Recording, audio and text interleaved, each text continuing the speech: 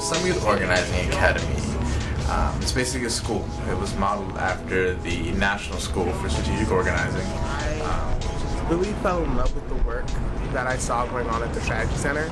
The first Strategy Center event that I ever came to was a event around Hurricane Katrina and Eric's book, Katrina's Legacy.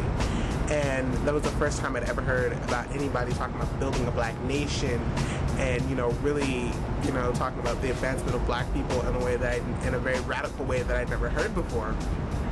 And that inspired me to just keep coming out to events.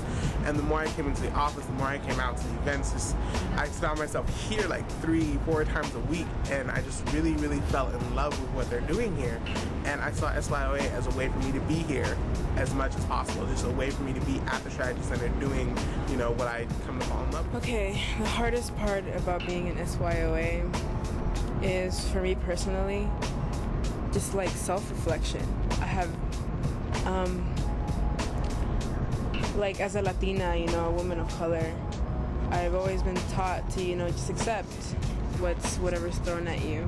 I've always had, I can speak to the masses, but when it comes to me, I can speak about racism and sexism and, homophobia like nothing, but when it comes to, speaking about what my experience is like when it comes to those issues, it's so difficult. Particularly of color, particularly working class, who we've been working with, are exposed to and put through a program where they're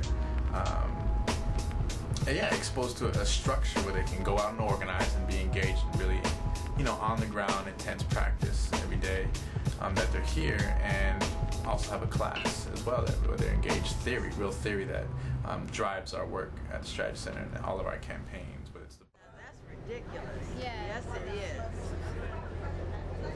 That is very ridiculous. Yeah, it went from 3 to 5. It's like, and they jumped. My God, $2. Yeah, and then you have to get on 6 buses to really, use to really, take advantage of the $5. Yes, because sometimes I'm only going to my meetings, and then, after that, I don't need it anymore. I just give it to somebody else. I'm not going to throw it away. Yeah. But, that's ridiculous, And then I find myself trying to take a shortcut, and I still wind up spending more money than the $3 if I use $1.25. Yeah. Flyer talks more about our victory at the city council meeting. So, we're really an organization that's out there and trying to pressure people in, politicians like that. Yeah. So Lois Henry? Okay. Nice to meet you, Alejandra. Okay, nice to meet you too. Nice to have somebody fight for the people, and you can join too. So. Yes, okay. Have a nice day. Buses it's kind of hard because you have to catch for the person's attention, and then it's there's these people that you don't know. You just have to start a conversation. You have to talk to them. You have to kind of get them interested in what you're saying, and it's hard because you don't know what they're interested in. You don't know them at all. Really the only thing you go into knowing is their name. So it's really hard. And then it's challenging because there's people you have to kind of come out of your comfort zone, because there's some people who you aren't comfortable talking to, but you still have to talk to them because maybe they could have good ideas for the strategy center or for everything that's going on, right? So that's, I guess it's kind of hard. It's kind of hard for me because I don't usually speak to people just randomly on the bus. And it's a trip, and the buses specifically because that's my base. You know what I'm saying? That those are your people. I am a bus rider. I am a back of the bus rider. I don't do the front of the bus. You'll catch me in the back of the bus in the corner, and those are the people that I talk to. And it's a trip because that I feel like a responsibility towards them.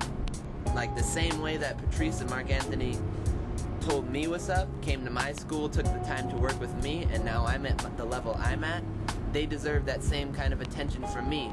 You know what I mean? So it's a responsibility that you feel to get on the buses. And to be honest, sometimes I really don't feel like doing it because it's a lot. It's intense. It's heavy.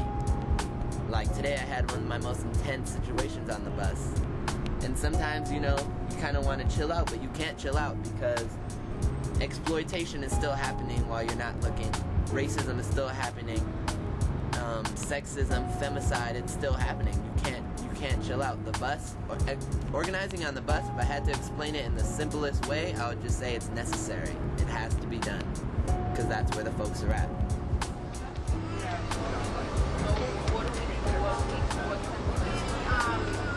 Okay, the bus ride is